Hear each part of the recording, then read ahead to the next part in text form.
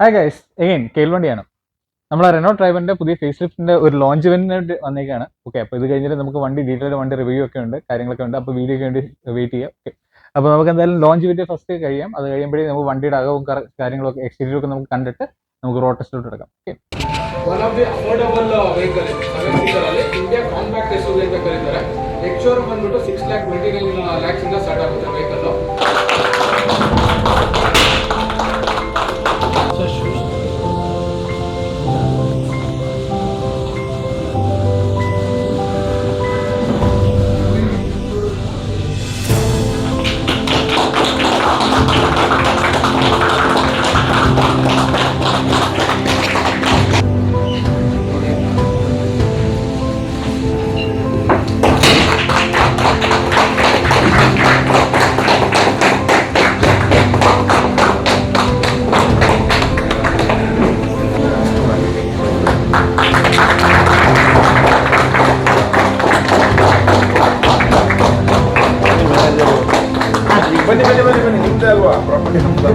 Okay, നമ്മൾ നമ്മുടെ inauguration കാര്യങ്ങളൊക്കെ കഴിഞ്ഞു, നമ്മുടെ ലോഞ്ച് കഴിഞ്ഞു. ഓക്കെ, അപ്പോൾ ഇതാണ് നമ്മുടെ വണ്ടി, റെനോ ഡ്രൈവറിൻ്റെ പുതിയ ഫേസ് ലിഫ്റ്റ്. ഓക്കെ, അപ്പം നമ്മുടെ ഗ്രില്ലിൽ നിന്നൊക്കെ നോക്കുകയാണെന്നുണ്ടെങ്കിൽ നമുക്ക് അത്യാവശ്യം നല്ല എല്ലാം കംപ്ലീറ്റ്ലി ചേഞ്ച്ഡാണ്. ഇവിടെ ഹെഡ്ലൈറ്റ് നോക്കുകയാണെന്നുണ്ടെങ്കിൽ പോലും പ്രൊജക്ടർ LED ഹെഡ്ലൈറ്റ് സെറ്റപ്പാണ് വരുന്നത്. പഴയ ആ ഒരു കംപ്ലീറ്റ് എന്താ പറയുക, റീഡ്രോയിങ് ആണ് ഇവിടെ നടത്തിയിരിക്കുന്നത്.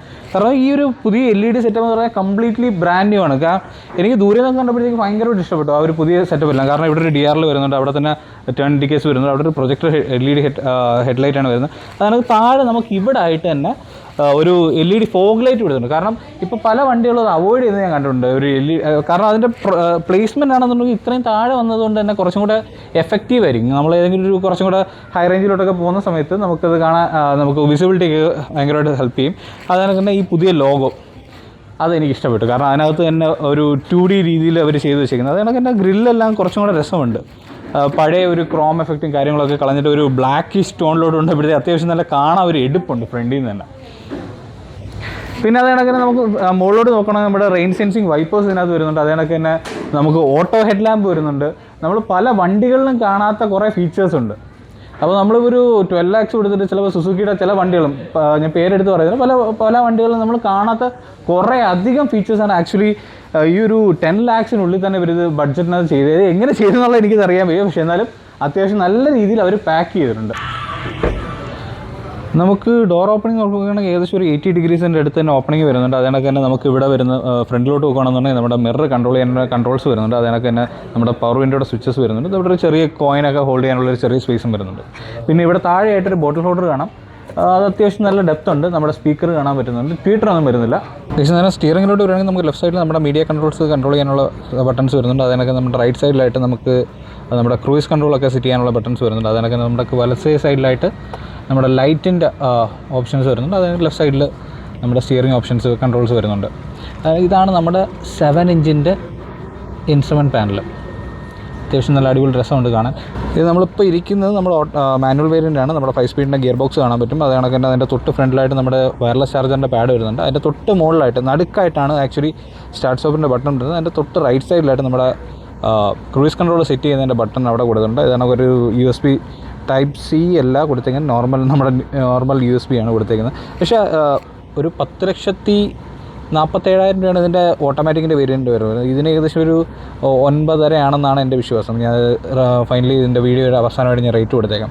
അപ്പോൾ അങ്ങനെ വരുന്ന സമയത്ത് ഇവിടെ നമ്മുടെ വയർലെസ് ചാർജർ കൊടുക്കുന്നത് അത്യാവശ്യം നല്ലൊരു കാര്യം തന്നെയാണ്. പല വണ്ടികളിലും നമ്മൾ 12 ലക്ഷത്തിൻ്റെയൊക്കെ പല വണ്ടി എടുത്താൽ പോലും ചിലപ്പോൾ കാണാറില്ല.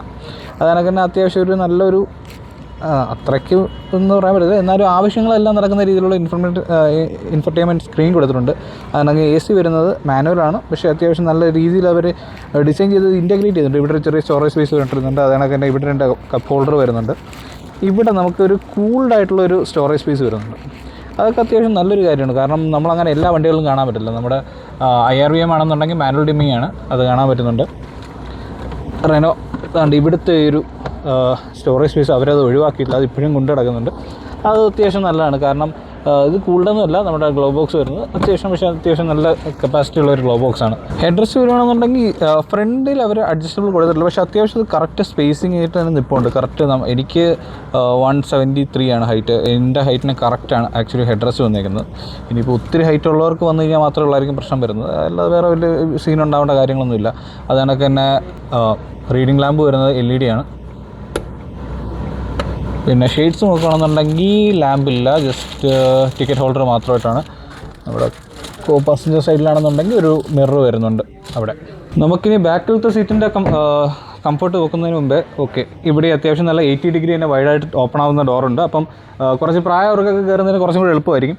ഇപ്പോൾ കയറി ഇരുന്ന് നോക്കാം.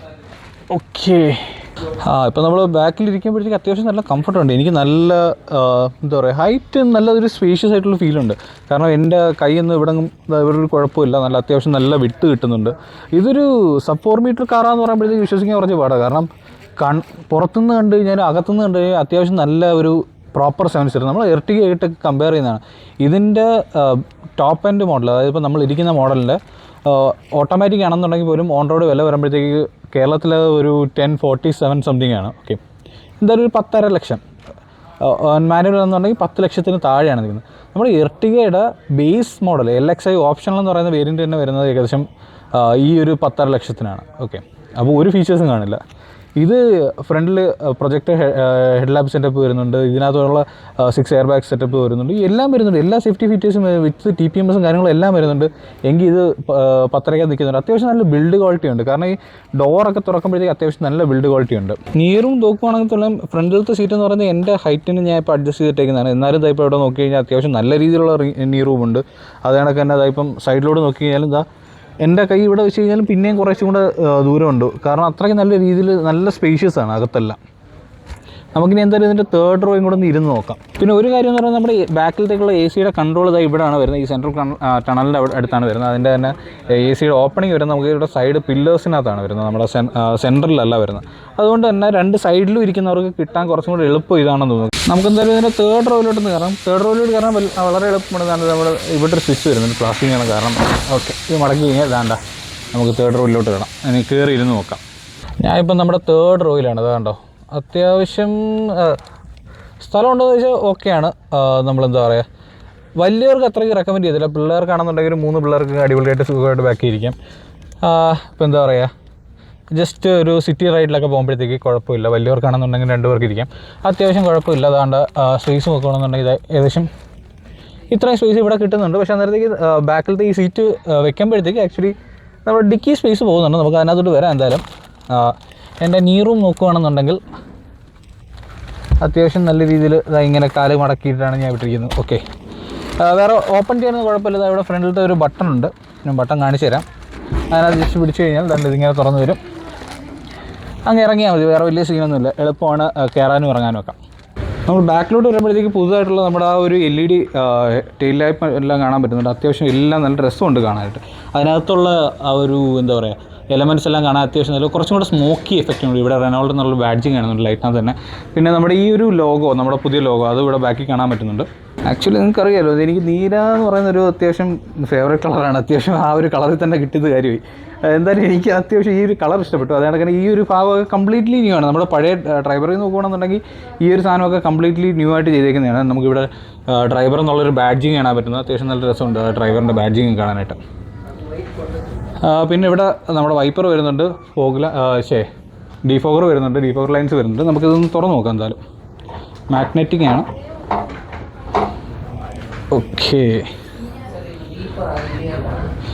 നമ്മുടെ എല്ലാ സീറ്റും നൂത്ത് വെച്ചേക്കുന്നതുകൊണ്ട് ഇവിടെ ജസ്റ്റ് 82 ലിറ്റേഴ്സാണ് കിട്ടുന്നത്. പക്ഷേ ഇത് മടക്കാൻ പറ്റുന്നതാണ്. വേണമെന്നുണ്ടെങ്കിൽ നമുക്ക് ഊരി വരെ കളയാൻ പറ്റും. അത് മടക്കി അല്ലെങ്കിൽ ഊരി മാറ്റുകയോ ചെയ്യുകയാണെന്നുണ്ടെങ്കിൽ നമുക്ക് ഏകദേശം ഇങ്ങനെ മടക്കി വയ്ക്കാൻ വേണമെന്നുണ്ടെങ്കിൽ അങ്ങനെ മടക്കി വയ്ക്കുകയാണെന്നുണ്ടെങ്കിൽ നമുക്ക് ഏകദേശം ഒരു 625 ലിറ്റേഴ്സ് ഓഫ് ബൂട്ട് സ്പേസ് ആണ് നമുക്ക് കിട്ടുന്നത്. അതായത് നമ്മുടെ ഒരു സബ് 4 മീറ്ററിനകത്ത് വരുന്നതിനകത്ത് ഏറ്റവും കൂടുതൽ ബൂട്ട് സ്പേസ് ആണ് ആക്ച്വലി. ഒരു 5 പേരടങ്ങുന്ന ഒരു കുടുംബമാണെന്നുണ്ടെങ്കിൽ എത്ര വേണമെങ്കിൽ ലഗേജ് കയറ്റിക്കൊണ്ടു പോകുന്നുള്ള രീതിയിലുള്ളതാണ്. നമുക്കെന്തായാലും തിരിച്ച് ബൂട്ട് അടയ്ക്കാം.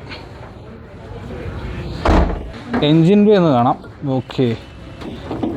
നമ്മുടെ ഓൾറെഡി ഉണ്ടായിരുന്ന അത് സെയിം എഞ്ചിൻ തന്നെയാണ്. അതിനകത്ത് പ്രത്യേകിച്ച് അവർ കുറച്ചും കൂടി റിഫൈൻ ആക്കിയിട്ടുണ്ട്. അപ്പോൾ ഏകദേശം ഒരു 71 bhp പവറും ഒരു 96 Nm ടോർക്കും പ്രൊവൈഡ് ചെയ്യുന്ന ഒരു അടിപൊളി ട്രൈഡ് ആൻഡ് ടെസ്റ്റഡ് ആയിട്ടുള്ളൊരു എഞ്ചിനാണ് ഇതിപ്പം കൊടുത്തേക്കുന്നത്. 3 സിലിണ്ടറാണ്. അതുകൊണ്ട് തന്നെ അത്യാവശ്യം നല്ല ഫ്യൂൽ എഫിഷ്യൻറ്റുമാണ് ഈ സാധനം. ഇനി നമുക്ക് നേരെ ടെസ്റ്റ് ഡ്രൈവിലോട്ട് പോകാം. ഓക്കെ ഗൈസ്, അങ്ങനെ നമ്മുടെ ടെസ്റ്റ് ഡ്രൈവ് സ്റ്റാർട്ട് ചെയ്തിട്ടുണ്ട്. നമ്മുടെ ട്രൈഡൻ ഗ്രൂപ്പിൽ നിന്നുള്ള മനോഹർ സാറും സുനിൽ സാറും കൂടെ ഉണ്ട്. അപ്പോൾ അവരായിരുന്നു നമ്മുടെ ലോഞ്ച് ഇവൻറ്റിന് വേണ്ടി എല്ലാ കാര്യങ്ങളും ചെയ്തു തന്നിരുന്നത്. ഓക്കെ, അപ്പോൾ നമ്മളിപ്പം ഓടിച്ചുകൊണ്ടിരിക്കുന്നത് നമ്മുടെ top end variant.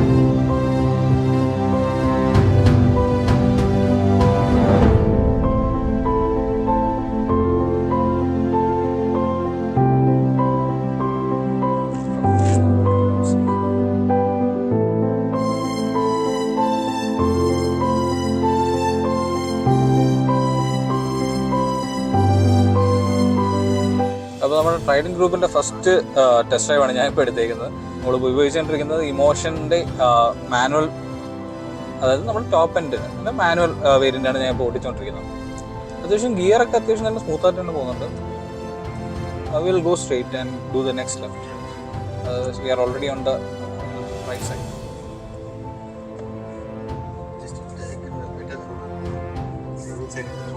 Okay, take the U-turn. Okay. Okay. Yeah, I was looking for something like that. Actually, നമ്മളിപ്പോൾ ബാംഗ്ലൂർ ട്രാഫിക്കിന്റെ തൊട്ട നടുക്കാണ് ബെണ്ണീർഘട്ട മെയിൻ റോഡിൽ. അപ്പോൾ അതിൻ്റെ ഇടയ്ക്ക് ഈ മാനുവൽ ആക്ച്വലി കുറച്ചും കൂടി എനിക്കൊന്ന് ഹൈവേക്കാണ് പറ്റുന്നത്. ഞാൻ എപ്പോഴും സിറ്റി ഡ്രൈവിന് എപ്പോഴും ഓട്ടോമാറ്റിക്കാണ് പ്രിഫർ ചെയ്യുന്നത്. എന്തോ നമ്മളിപ്പം ട്രാഫിക്കിന്റെ നടുക്കായിപ്പോയി. പക്ഷെ എന്നാലും വലിയ പ്രശ്നമില്ലാതെ ഞാൻ കൊണ്ടുപോകുന്നുണ്ട്. കാരണം ഞാൻ അത്രയ്ക്ക് കാർ ഗൈ അല്ല എന്നുള്ള കാര്യം നിങ്ങൾക്ക് അറിയാം. അപ്പോൾ നമുക്കിവിടെ ഒരു യു ടേൺ ഉണ്ട്, അത് എടുത്തു വെക്കാം.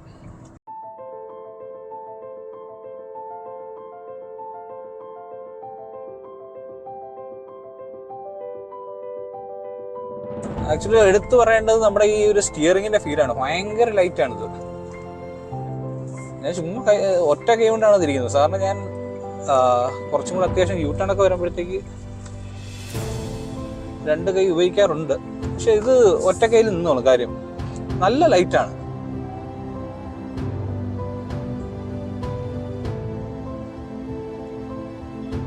പിന്നെ ഈ പല റിവ്യൂസിനകത്തും കണ്ടിട്ട് നിങ്ങൾ ഇതിന് വണ്ടിക്ക് പവർ ഇല്ലാതെ തോന്നുന്നവരുണ്ടെന്നുണ്ടെങ്കിൽ ജസ്റ്റ് വന്നിട്ട് ടെസ്റ്റ് ഡ്രൈവ് എടുക്കുക. അത്രേ എനിക്ക് പറയാനുള്ളൂ. അത്യാവശ്യം നല്ല രീതിയിൽ സിറ്റി യൂസിനെങ്കിൽ എനിക്ക് യാതൊരു പ്രശ്നവും തോന്നുന്നില്ല. ഇതൊരു പെർഫെക്റ്റ് ഫാമിലി കാറാണ് ആക്ച്വലി. അല്ലാതെ നിങ്ങൾ എന്താ പറയുക, യൂത്തിന് വേണ്ടിയുള്ള സ്പോർട്സ് കാറായിട്ട് വന്ന് കണ്ടിട്ട് ഇതിനെ ടെസ്റ്റ് ഡ്രൈവ് ചെയ്ത് ഇതിന് പവർ ഇല്ല എന്ന് പറഞ്ഞു കഴിഞ്ഞാൽ കാര്യമില്ല. ഇതൊരു ഫാമിലി കാറാണ്. ആക്ച്വലി ഒരു സിറ്റിയിൽ താമസിക്കുന്ന ഒരു ഫാമിലി, ഒരു 5 members ഫാമിലി. അപ്പോൾ അവർ സ്ഥിരം എല്ലാ വീക്കെൻഡിലും സിറ്റിയിലൊക്കെ കറങ്ങാൻ പോകുന്നു, ഷോപ്പിങ്ങിന് പോകുന്നുണ്ട്. അങ്ങനെയൊക്കെ ആണെന്നുണ്ടെങ്കിൽ ഇത് അടിപൊളി വണ്ടിയാണ്. കാരണം ഏകദേശം 625 liters ഓഫ് ബൂട്ട് സ്പേസ് വരുന്നുണ്ട്. Next right. Okay, okay. അപ്പോൾ ഒരു 625 liters ഓഫ് ബൂട്ട് സ്പേസ് വരുന്നുണ്ട്. അപ്പോൾ അതുകൊണ്ട് തന്നെ നമുക്ക് ഷോപ്പിംഗ് ഒക്കെ പോകാമെന്നുണ്ടെങ്കിൽ അത്യാവശ്യം നല്ല രീതിയിൽ സാധനങ്ങൾ വാങ്ങിച്ചുകൊണ്ട് തിരിച്ച് വീട്ടിലോട്ട് പോകാം. അതിനൊക്കെ യാതൊരു പ്രശ്നമില്ല. അതങ്ങനെ വീട്ടിൽ നിന്നൊക്കെ ആരെങ്കിലും വരുവാണ്, ഒരു ചെറുക്കൻ സൈക്കിളിൽ പോകും. ഓക്കെ, പോട്ടെ. അപ്പോൾ നമ്മളത് പറഞ്ഞിട്ടുള്ളത്. ഓക്കെ, അപ്പോൾ വീട്ടിൽ നിന്നൊക്കെ നാട്ടിൽ നിന്നൊക്കെ 2 പേര് വരുകയാണെന്നുണ്ടെങ്കിൽ അവരെയും കൂടെ കൊണ്ട് എവിടെയെങ്കിലും പോകണമെന്നുണ്ടെങ്കിൽ ഓക്കെ, നമ്മുടെ ബാക്കിലത്തെ സീറ്റ് എടുത്ത് ഫിറ്റ് ചെയ്യുക, അവരെയും കൊണ്ട് എവിടെയാണെന്ന് വെച്ചാൽ കറങ്ങാൻ പോവുക. ഓക്കെ, ആ ഒരു രീതിയിൽ പോവുകയാണെന്നുണ്ടെങ്കിൽ അത്യാവശ്യം നല്ല രീതിയിലുള്ളൊരു കേപ്പബിൾ ആയിട്ടുള്ളൊരു കാറാണിത്. ഇതിൻ്റെ ബിൽഡ് ക്വാളിറ്റി ഒക്കെ നോക്കുകയാണെന്നുണ്ടെങ്കിൽ അത്യാവശ്യം റെനോ ആ ഒരു കാര്യത്തിലൊന്നും ഒട്ടും വിട്ടുവീഴ്ച ചെയ്യാറില്ല. ബിൽഡ് ക്വാളിറ്റി ആണെന്നുണ്ടെങ്കിൽ ആ ഒരു എന്താ പറയുക, ഡോറൊക്കെ അടയ്ക്കുന്ന സമയത്തുള്ളൊരു സൗണ്ട് ഉണ്ടല്ലോ, അത്യാവശ്യം നല്ല രീതിയിലുള്ളൊരു ഫീല് നമുക്ക് കിട്ടുന്നുണ്ട് ഒരു ബിൽഡ് ക്വാളിറ്റിയുടെ. പിന്നെ ഇതിൻ്റെ വില വരുന്നത് ഞാൻ എന്താ ഇവിടെ സ്ക്രീനിലിപ്പോൾ കാണിച്ചേക്കാം. ഇതിൻ്റെ ബേസ് മോഡൽ ഏകദേശം ഒരു 6.5 lakhs അടുത്താണ് വരുന്നത്. അത് ടോപ്പ് എൻഡ് AMD എടുക്കുകയാണെന്നുണ്ടെങ്കിൽ ഒരു 10.5 lakhs അടുത്ത് തന്നെ വരുന്നുണ്ട്. അപ്പോൾ അതിൻ്റെ എല്ലാത്തിൻ്റെയും കൂടെ ഒരു പ്രൈസ് ചാർട്ട് ഞാൻ ഇപ്പോൾ സ്ക്രീനിൽ കാണിക്കാം. അപ്പോൾ നമ്മുടെ ടെസ്റ്റ് ഡ്രൈവ് കഴിഞ്ഞു, ലോഞ്ച് കഴിഞ്ഞു. അത്യാവശ്യം നല്ലൊരു വണ്ടി.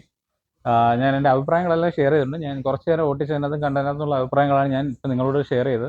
നിങ്ങൾക്ക് താല്പര്യം ഉണ്ടെങ്കിൽ വന്ന് ടെസ്റ്റ് ഡ്രൈവ് ചെയ്തേക്കാം. ഞാൻ ഇവർ ബാംഗ്ലൂർ ബെണ്ണീർഘട്ടയാണുള്ളത്. ഇവരുടെ ഷോറൂമിലെ നമ്പർ ഞാൻ താഴെ കൊടുത്തേക്കാം. അപ്പോൾ നിങ്ങൾക്ക് ടെസ്റ്റ് ഡ്രൈവ് താല്പര്യം ഉണ്ടെന്നുണ്ടെങ്കിൽ ഇവരെ കോൺടാക്ട് ചെയ്യാം.